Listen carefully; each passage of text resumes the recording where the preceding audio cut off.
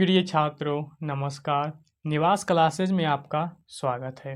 तो सर्वप्रथम हम आपसे माफ़ी चाहते हैं क्योंकि आप लोगों को वीडियो अपलोड करने का जो अवधि लिमिट समय दी गई थी उस पे हम वीडियो अपलोड नहीं कर पाए। इसका मुख्य ये वजह था कि हम उस समय वीडियो अपलोड नहीं कर सकते थे क्योंकि उस समय बहुत ही काफ़ी मौसम ख़राब था। क्योंकि उस समय नॉइस का आवाज़ बहुत ही काफ़ी आ रहा था। इसके कारण से हमने उस वीडियो को शूट नहीं कर पाया, ठीक है? तो इसीलिए हमने अपने निर्धारित समय पे वीडियो को अपलोड नहीं कर पाया। इसके लिए हम आपसे माफ़ी चाहते हैं। तो आज हम आप लोगों के लिए प्रश्नावली 5.1 का प्रश्न संख्या 1 से हल करेंगे, ठीक है? तो जिसमें से प्रश्न 1 में है कि नीचे दिए गए रेखाखंड का नाम बताना है, ठीक है? तो आप देख सकते हैं कि यहाँ ए और बी एक रेखा दिया गया है और यहाँ भी एक क्या है रेखा इस तरह से बनाया गया है, ठीक है? तो आपको इसको नाम देना है। तो इस चीज़ को हल करने से पहले आपको यहाँ रेखाखंड का जिक्र है, ठीक है? फिर नेक्स्ट आप प्रश्न संख्या 3 में भी आप देख सकते हैं कि यहाँ रेखाखंड और किरण और यहाँ पे रेखा ये 3 चीज़ का नाम जो है जिक्र किया गया है। तो ये चीज़ को समझने से पहले अगर आप रेखाखंड, किरण और ये रेखा अगर आप समझ जाते हैं तो ये चैप्टर को हल करने में काफ़ी हेल्पफुल होगी, ठीक है? तो सबसे पहले आपको किरण रेखा और रेखाखंड के बारे में जानना है। तो चलिए हम आपको सबसे पहले इसको जानकारी थ्योरी के माध्यम से दे देते हैं। तो सबसे पहले आपको रेखाखंड को जानना है, ठीक है? तो रेखाखंड को अंग्रेजी में लाइन सेगमेंट कहा जाता है, ठीक है? तो इसका मुख्य परिभाषा यह है कि रेखा का वह भाग जिसकी दो अंत बिंदु होते हैं रेखाखंड कहलाती है, ठीक है? आप यहाँ देख सकते हैं कि यहाँ एक और ये दो यानी कि ए और बी मूल बिंदु है, ठीक है? तो नेक्स्ट इसी प्रकार से किरण को समझना है। तो किरण को अंग्रेजी में क्या कहते हैं? रे कहा जाता है, ठीक है?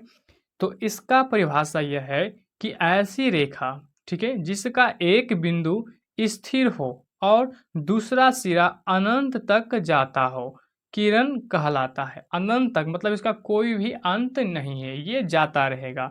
तो आप इसका फिगर इस प्रकार से देख सकते हैं, ठीक है? यहाँ देख सकते हैं क्या है ए और बी, एक सिरा स्थिर है और दूसरा क्या है अनंत तक की वो सिरा जा रहा है। तो इसको हम लिख सकते हैं इस तरह से ए बी, ठीक है, व्यक्त करते हैं इस तरह से हम लिख सकते हैं। तो नेक्स्ट इसी तरह से रेखा को समझना है। तो रेखा को अंग्रेजी में क्या कहा जाता है? लाइन। अब ये रेखा का परिभाषा यह है कि जब रेखा खंड को दोनों छोर अनंत तक बढ़ाया जाता है तो उसे रेखा कहते हैं, ठीक है? आप देख सकते हैं कि ये रेखा हमने बनाया है, ठीक है? आप यहाँ पे नाम भी दर्शा सकते हैं ए और ये आपका बी। आप इधर से भी बढ़ा सकते हैं और ये इधर भी। इसका कोई भी लिमिट नहीं है, ठीक है? इसलिए क्या है ये अनंत तक बढ़ाया जा सकता है, ठीक है? तो हमने यहाँ पे क्या किया ए बी को इस तरह से व्यक्त करके लिख दिया है, ठीक है? तो आशा है कि आप इन सभी थ्योरी जो है आप अच्छी प्रकार से समझ गए हैं। तो आज आपको इस चैप्टर को बनाने में कोई भी कठिनाई नहीं होगी, ठीक है? तो आप प्रश्नावली 5.1 का प्रश्न 1 से हल करना प्रारंभ करते हैं। तो आप प्रश्न 1 में देख सकते हैं कि नीचे दिए गए रेखाखंड का नाम बताएं। ये प्रश्न 1 का प्रश्न हमने कॉपी पे लिख लिया है, ठीक है? तो आपको इसको समझना है।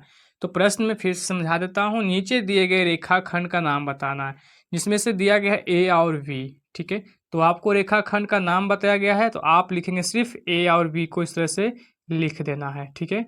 उसके बाद आपको क्या करना है इस पे रेखा लगाना है। चूंकि रेखा का नाम लिखने का है तो रेखा लगा देना है इस तरीके से। नेक्स्ट है इस तरीके से, ठीक है? अब हमें यहाँ भी क्या करना है आपको नाम ही लिखना है। तो सबसे पहले आपको लिखना है पी क्यू, एक रेखा है तो आपको यहाँ लिखना है पी क्यू, ठीक? फिर इसी तरह से आपको क्या लिखना है इसी रेखा में आपको ये वाला, ठीक है, पी आर को, ठीक? तो आपको लिख देना है क्या पी आर, तो यहाँ लिखेंगे पी आर और उसके बाद दोनों पे ये रेखा का खंड का था इसलिए आपको क्या करना है रेखा खंड इस तरह से लगा देना है, ठीक है? तो आशा है कि आप प्रश्न 1 अच्छी प्रकार से समझ गए। तो इसी प्रकार से प्रश्न 2 को हल करेंगे। तो प्रश्न 2 में है किरण के स्रोतों के उदाहरण बताइए, ठीक है? किरण के स्रोत, यहाँ आपको मूल क्वेश्चन को अच्छी प्रकार से समझना है। किरण के स्रोत यानी कि हमें किस किस चीज़ से किरण प्रदान होती है, किस किस चीज़ से हमें किरण मिलती है। तो ऐसे क्वेश्चन का आंसर बहुत सारे हैं जो उदाहरण में है, आपको इसको नोट करके लिख देना है, ठीक है। तो चलिए हम आपको यहाँ पे लिख देते हैं। तो इस प्रकार से आपको उदाहरण को लिख देना है, ठीक है। सूर्य, लालटेन, टॉर्च, मोमबत्ती आदि बहुत सारे हैं। तो सूर्य से हमें क्या मिलती है, किरण। लालटेन से भी किरण मिलती है, टॉर्च से भी किरण मिलती है एंड मोमबत्ती से भी मिलती है। ऐसे बहुत सारे एग्जाम्पल हैं जो आपको एग्जाम्पल में 3 4 5 एग्जाम्पल जो है लिख देनी है, ठीक है। तो अब इसी तरह से प्रश्न 3 को भी हल करना है। तो प्रश्न 3 में है, आप यहाँ देख सकते हैं कि प्रश्न 3 में है, निम्नलिखित को अक्षर संकेत में दर्शाइए। रेखाखंड, किरण और रेखा, इसको आपको क्या करना है, अक्षर संकेत से दर्शाना है, ठीक है। तो चलिए इसको हम कॉपी पे आपको समझाते हैं। तो आप देख सकते हैं कि हमने यहाँ पे पहले ही रेखाखंड, किरण और रेखा को चित्र बना रखा है, ठीक है। तो इसको अब समझना है। तो चित्र में आप देख सकते हैं कि पी क्यू हमने नाम दिया है, किरण में पी क्यू भी दिया है और पी क्यू में भी रेखा का इस तरह का नाम दिया है। तो यही जो है आपका अक्षर का संकेत रूप हो गया है, ठीक है। ये प्रश्न 3 का सॉल्यूशन है। आप यहाँ 3 दर्शा सकते हैं, क्योंकि हमने ये कॉपी पे दर्शाया है, ठीक है। तो आप यहाँ प्रश्न 3 नोट कर लीजिएगा। तो आप देख सकते हैं रेखाखंड पी क्यू इस प्रकार से है, तो आप यहाँ इसको पी क्यू इस तरह से आपको लिख देना है, ठीक है, इस प्रकार से। एंड किरण है पी क्यू इस तरीका का, तो आपको पी क्यू उसके बाद इसको इस तरह से दर्शा देना है। फिर यहाँ रेखा के लिए पी क्यू इस प्रकार से आपको दर्शा देना है, ठीक है। तो उम्मीद है कि आप प्रश्न 3 अच्छी प्रकार से समझ गए हैं। तो इसी तरह से प्रश्न 4 को भी हल करेंगे। प्रश्न 4 में है, बिंदु P और Q की स्थिति बताइए कि ये किस भाग में है, ठीक है। तो सबसे पहले आपको ये चित्र को अच्छी प्रकार से समझना है और देखना है। यहाँ प्रश्न में बताया गया है P और Q, तो आप देख सकते हैं कि बिंदु ये चित्र के अंदर है और ये बिंदु Q जो है चित्र के बाहर है। तो हमें प्रश्न में यही पूछा गया है कि किस भाग में है। तो आपको आंसर में लिखना है कि बिंदु P चित्र के क्या है, अंदर की भाग में है, तथा बिंदु Q चित्र के बाहरी भाग में है, ठीक है। इस प्रकार से आपको एक लाइन भाषा को लिख देनी है।